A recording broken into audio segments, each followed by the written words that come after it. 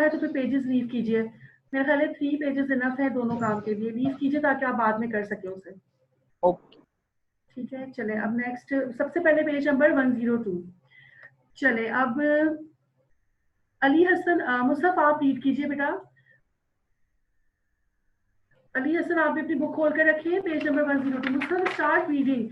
इसमें हमारे लास्ट कितने रह गए थे? हमारा हे से आप पढ़ेंगे इसमें, आखिरी के जो 3 थे वो रह गए थे। मुसफ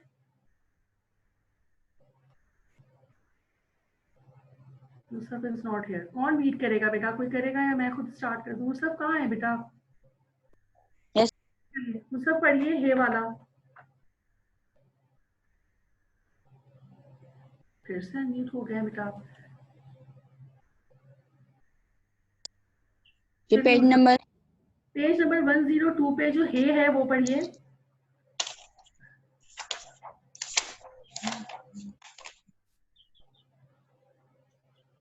अली का दिल। जी जी बिल्कुल पढ़िए। अली का दिल स्कूल जाने को बिल्कुल नहीं चाह रहा था। ऐसे में थोड़ी सी बारिश क्या हुई, इसके हाथ छुट्टी का बहाना आ गया। अम्मी इसकी बात सुनकर मुस्कुराते हुए बोली, कौन सा इसमें जरूर मिसल आएगी? कुछ पता है? आप कुछ बता सकते हैं?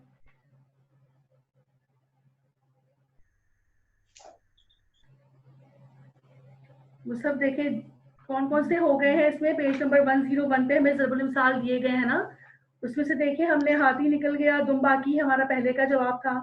दूसरे का था घर का भेदी लंका ऊँटते को ढाए। ठेले का बहाना। जी बिल्कुल, वेरी गुड। ऊँटते को ठेलते का बहाना, यही होगा इसमें। ठीक है, अलिफ का आंसर था क्लास 7, जिन बच्चों ने नहीं किया वो भी सुन ले। अलिफ का था हाथी निकल गया दुम रह गई। बे का था घर का भेदी लंका ढाए। जीम का था सब बात खोटी पहले दाल रोटी। फिर दाल का था दूध का जला छाछ भी फूंक फूंक के पीता है। ये का भी मुसफ ने बताया, ऊँटते को ठेलते का बहाना। वाओ पढ़िए मुसफ।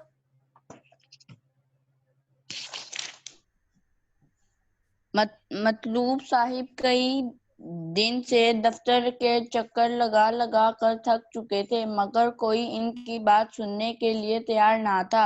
आखिर उन्होंने तंग आकर कहा कि यहाँ तो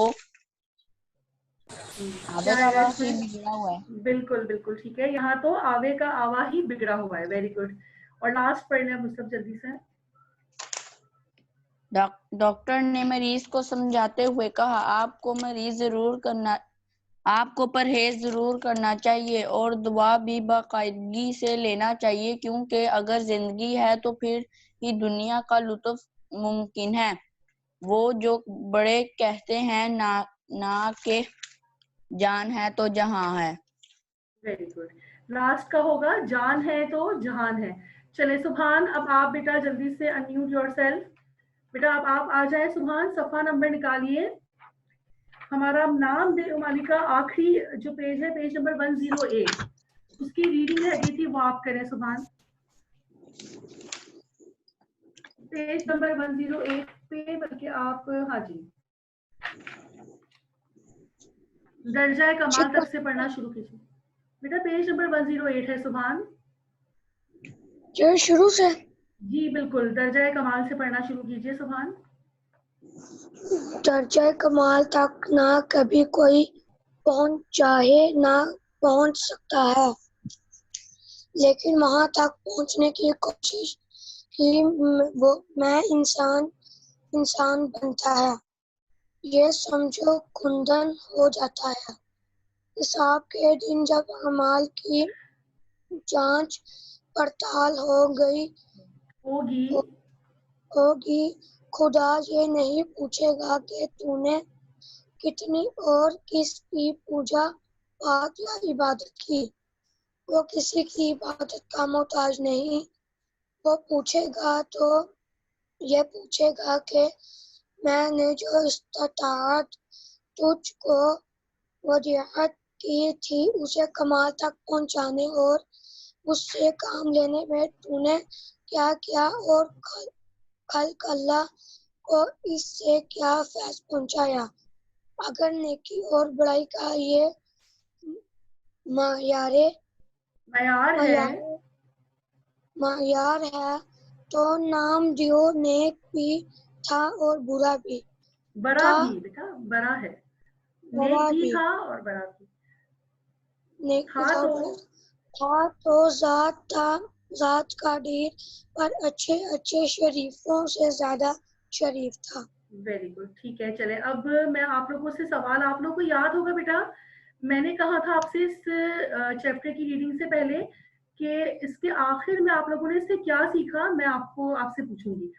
अब आप लोगों में से जिस के दिमाग में जो आपको मैं दे रही हूँ 2 मिनट्स है, जल्दी से 2 मिनट्स आप लोग सोचें कि किसने इससे क्या लेसन हासिल किया।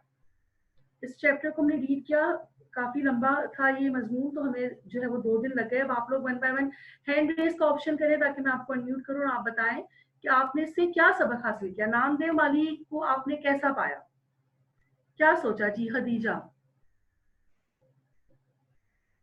खदीजा जो भी आपने सीखा है बेटा वो बताइए। बेटा अनम्यूट कीजिए, आप भी अनम्यूट योरसेल्फ। मैं कर चुकी हूँ आपको यहाँ से अनम्यूट।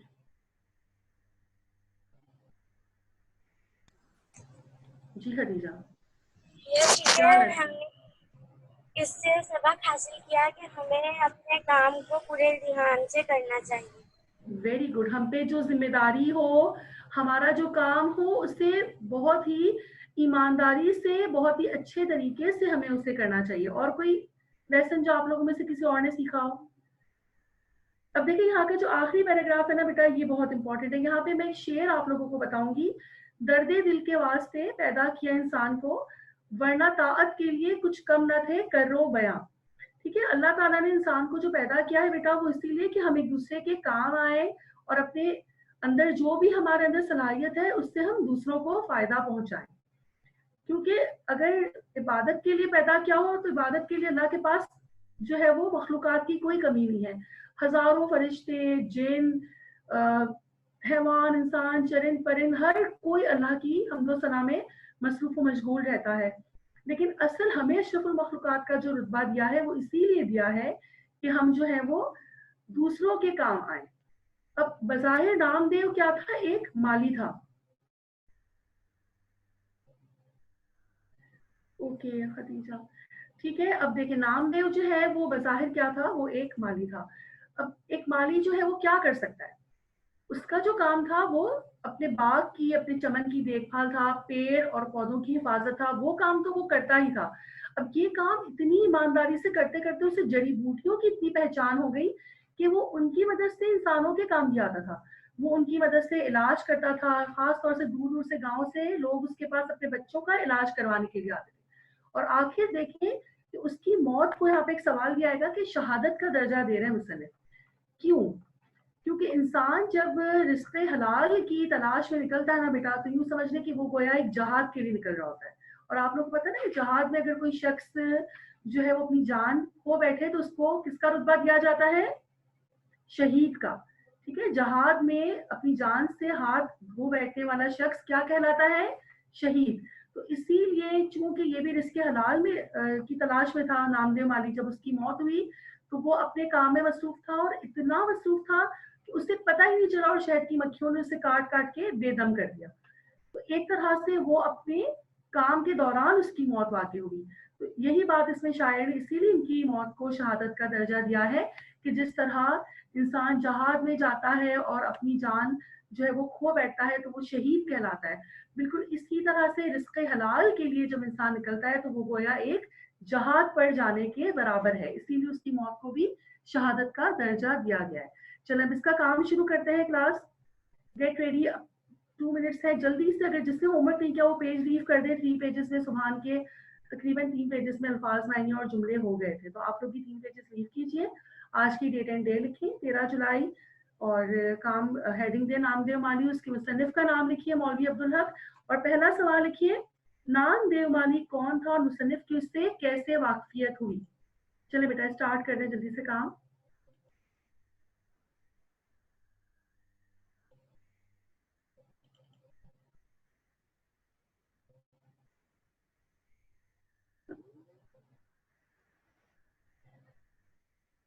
चलिए बेटा पहला सब, अब देखिए आप अगर स्क्रीन पे अगर देख सकते हो तो आप देख सकते हैं कि किस तरह से जो है वो हेडिंग और जिस तरह मैंने दी है बिल्कुल वैसे ही आपने भी अपना जो है वो कॉपी का जो पेज है वो बिल्कुल ऐसे ही आपने भी रेडी करना है। आप देख सकते होंगे डेट एंड डे, जमात का काम और लिखें, चैप्टर का नाम लिखिए, मुसन्निफ का नाम लिखिए, सवाल जवाब की हेडिंग दें। और पहला सवाल है नाम देव माली कौन था और मुसन्निफ की उससे कैसे वाकफियत हुई। चलिए बेटा आंसर लिखना शुरू कीजिए इसका। लिखे नाम देव कॉमा, अब देखिए जहां जहां कॉमास लगे हैं वक्फा लगाया है वहां वहां आपको भी वक्फा लगाना है। नाम देव कॉमा मकबरा राबिया दुरानी कॉमा औरंगाबाद ब्रैकेट में लिखिए दक्कन के बाग में माली था, के बाग में माली था खत्मा, जात का ढेर, जात का ढेर रे पे तोएं जरूर लगा दीजिएगा, यहाँ पे मिसिंग है। जात का ढेर जो बहुत नीच कौम ख्याल की जाती है, जात का ढेर जो बहुत नीच कौम ख्याल की जाती है। और मुसन्निफ की उससे,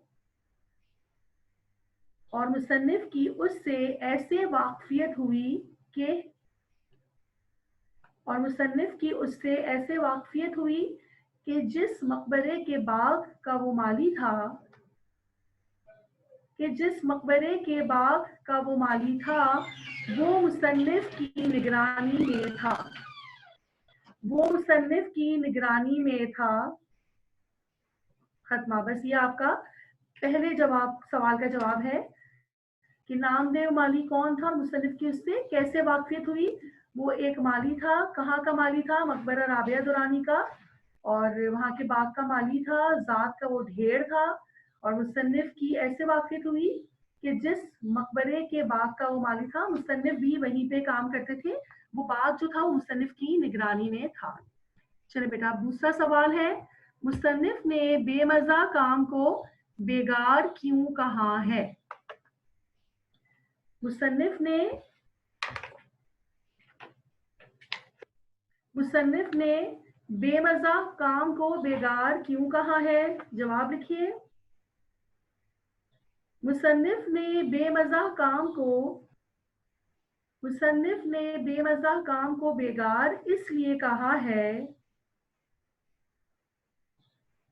मुसन्निफ ने बेमजा काम को बेगार इसलिए कहा है क्योंकि काम उसी वक्त होता है, क्योंकि काम उसी वक्त होता है जब उसमें लज्जत आने लगे, जब उसमें लज्जत आने लगे। क्योंकि काम उसी वक्त होता है जब उसमें लज्जत आने लगे। ये जब हमने चैप्टर पढ़ा था तब भी मैंने समझाया था, एक दफा फिर समझा दूं। बेगार कहते हैं जबरन कोई काम किया जाए, जबरदस्ती अगर आप कोई काम करेंगे ना बेटा तो वो ये काम समझ ले कि बेगार कहेंगे उसको, कि बेगार जो है ना वो मुशक्कत हमसे करवाई जा रही है। तो अगर काम में मजा ना हो, लुत्फ ना हो, तो वो काम इंसान को एक जबरन जबरदस्ती करवाया गया काम लगता है। तो मुसन्निफ ने इसीलिए कहा है कि बेमजा काम जो है वो बिल्कुल जबरन करवाया गया काम होता है, जबकि काम में मजा तब आता है जब इंसान खुद इसको लुत्फ उठाए उससे और दिल से वो काम करे, तब उसमें लज्जत आने लगती है। चलो तीसरा सवाल है, मुसन्निफ को नामदेव माली से दिलचस्पी क्यों होने लगी। मुसन्निफ को नामदेव माली से दिलचस्पी क्यों होने लगी, जवाब लिखिए। मुसन्निफ को नामदेव माली से, मुसन्निफ को नामदेव माली से दिलचस्पी होने लगी, दिलचस्पी होने लगी। खत्मा। उनका मकान भी उसी बाग के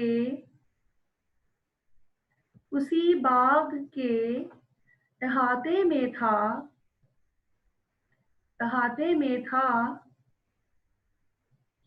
वो अंदर काम करते रहते थे, वो अंदर काम करते रहते थे और अपनी खिड़की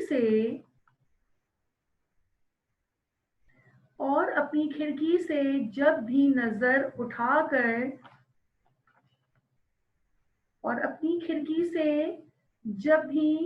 नजर उठाकर देखते तो नामदेव को हमतन अपने काम में मसरूफ पाते।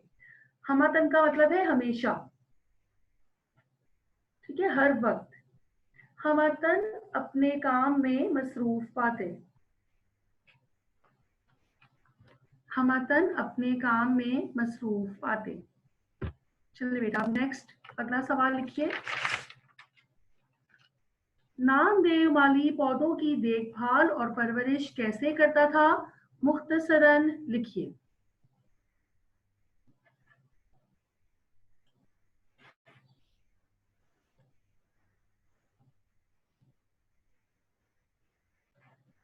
नामदेव माली अपने पौधों की देखभाल और परवरिश कैसे करता था? मुख्तसरन लिखिए।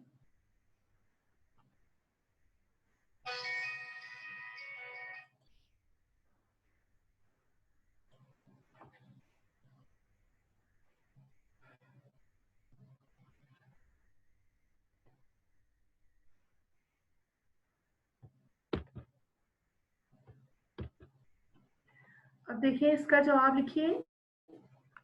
नामदेव के कोई औलाद न थी। नामदेव के कोई औलाद न थी।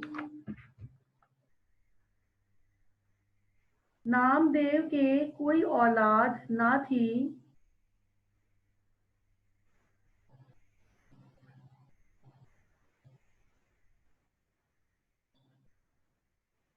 फतमा वो अपने पौधों और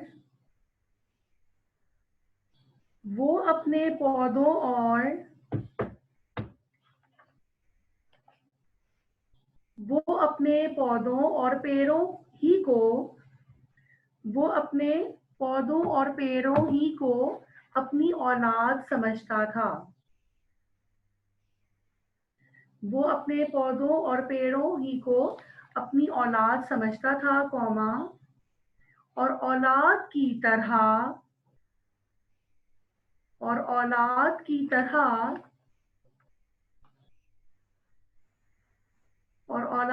तरह इनकी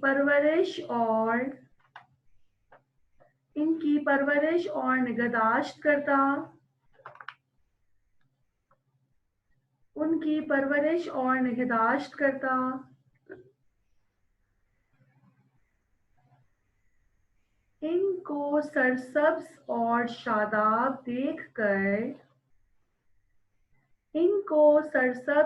शादाब देखकर ऐसा ही खुश होता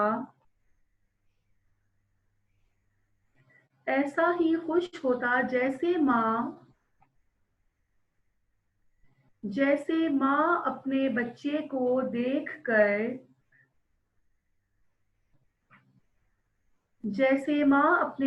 को देखकर खुश होती।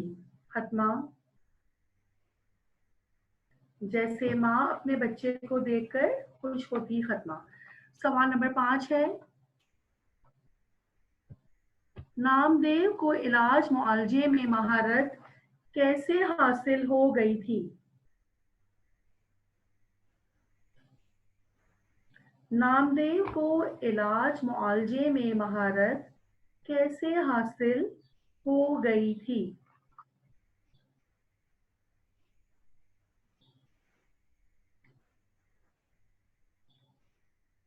आप लोग बेटा साथ साथ लिख रहे होंगे। सवाल अगर नहीं लिखा जा रहा तो फिर मैं कहूंगी कि बाद में लिख लीजिएगा, आंसर जल्दी से पहले लिख लें। जी, जवाब नंबर 5 लिखिए। बागों में रहते रहते उसे जड़ी बूटियों की भी शनाख्त हो गई थी। बागों में रहते उसे जड़ी बूटियों की भी शनाख्त हो गई थी, खासकर बच्चों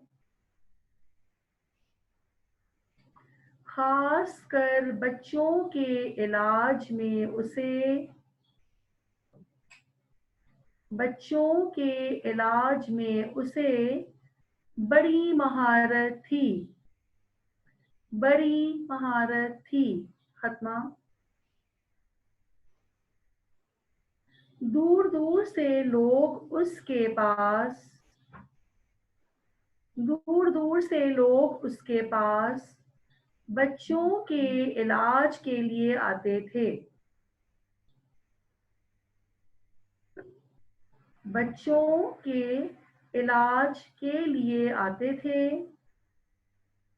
खत्मा। वो अपने बाग ही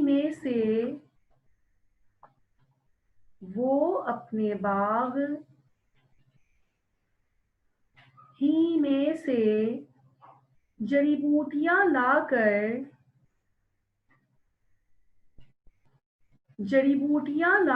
बड़ी शफकत और गौर से उनका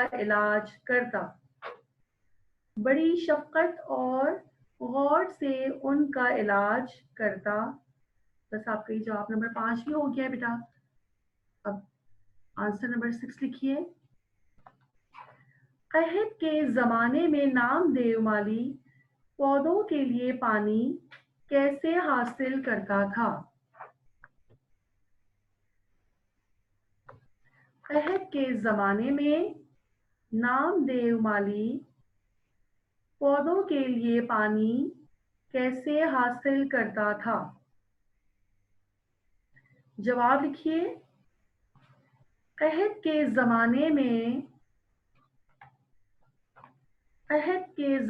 में नामदेव माली पौधों के लिए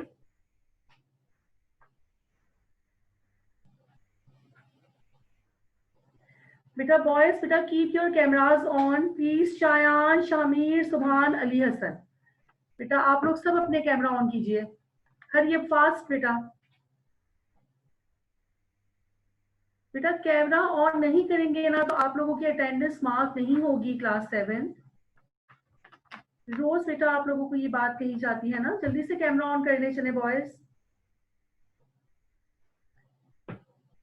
जवाब नंबर 6 लिखिए।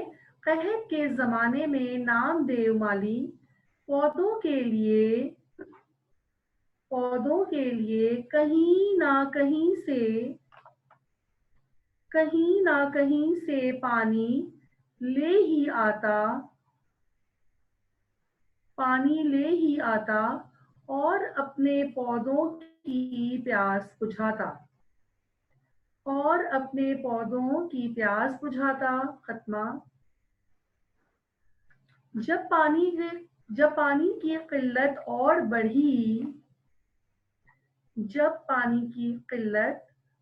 बढ़ी तो उसने रातों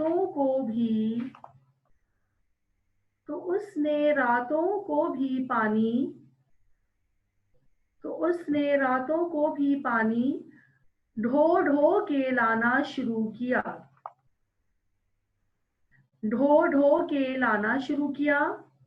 पानी क्या था कौमा, यूं समझिए कि आधा पानी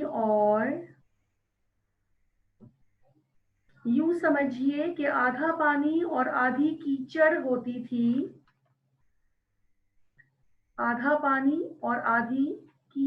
होती थी।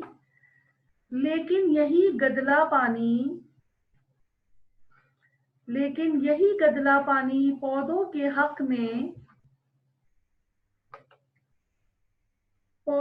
हक में आबे हयात था।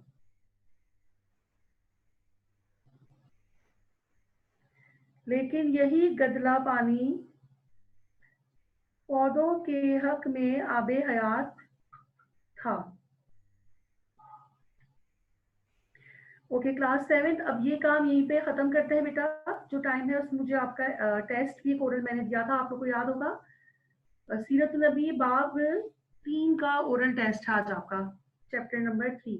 और होमवर्क में आपका ये है कि आपको ये चैप्टर सवाल नंबर 1 का 8 मुकम्मल